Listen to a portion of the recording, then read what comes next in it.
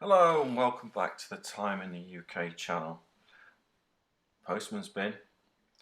So despite all of the coronavirus in China, my delivery has finally arrived, and as you can see it's a Seagull 1963 mechanical hand-wound chronograph. It's a Chinese aviation watch as issued to Chinese MiG pilots in the 1960s and 1970s.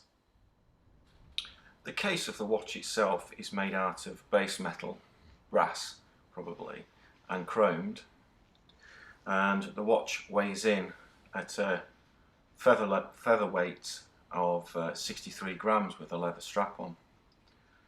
It's 14 millimeters thick and it's 39.5 millimeters including the crown. Lug tip to lug tip is 47.3 millimeters. So that's all of the nitty gritty out of the way, the size and weights, etc. But what basically brought me to purchase this watch? Well, it was just generally the look of it and the fact that it's a mechanical chronograph, and the watch itself has got quite a bit of interesting history, you know, the design and what it was used for. And I think it's just got quite an interesting look to it. All of the Chinese script on the dial, the colour of the dial, the communist stars on the crown and on the watch face. But of particular interest to me is the display case back. Because it's a hand-wound movement and it doesn't have a rotor, you can really see, you know, the workings of the movement. You can see all of the gears moving and all that associated goblins, and you can see the work that's gone on to make the movement a bit more presentable. You know, the bluing of the screws, and I realise it's probably painted rather than real bluing, but anyway, but it does definitely look very interesting in the back of it. You know, it's the sort of thing that perhaps in a slightly larger size could be a pocket watch, and you could just sit there rolling it around over in your hand, looking in the back, and yeah, very tactile thing, you know. On this particular watch, it's come with two straps in the packaging, a green NATO and this leather strap. I do prefer the leather strap in this instance.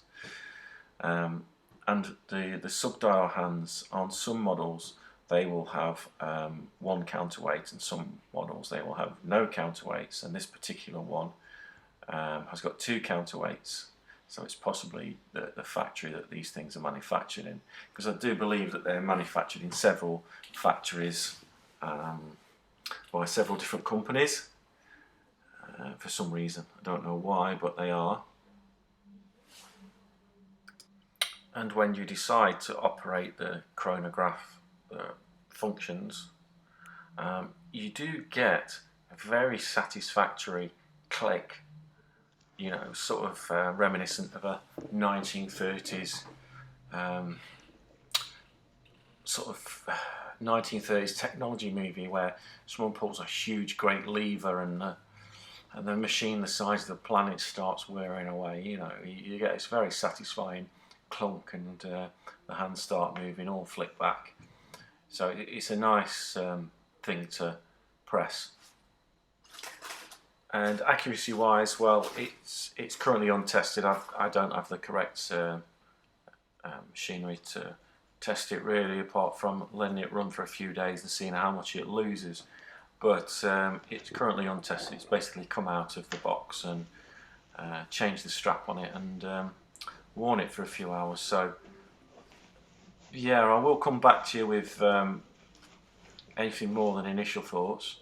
But in the meantime, this is what I've got. It's a very interesting watch, and I do like the look of it, and I'm quite pleased with the purchase. So yeah, I think this one might stick in my collection for a little bit longer, and I'll rummage through and see what else I can dig out to move along, possibly move along my Panerai Parnis homage.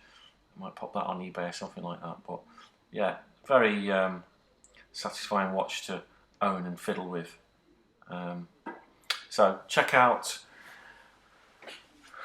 the other reviews online for the 1963 Seagull watch, probably a bit more detailed than me. And yeah, if you like the channel, please like, comment and subscribe. Every subscription is greatly appreciated and really helps to support the channel, because we don't make any money from doing this. We just do it for giggles, really. So again, thanks for stopping in, and hopefully we'll see you again on the next video. Goodbye for now.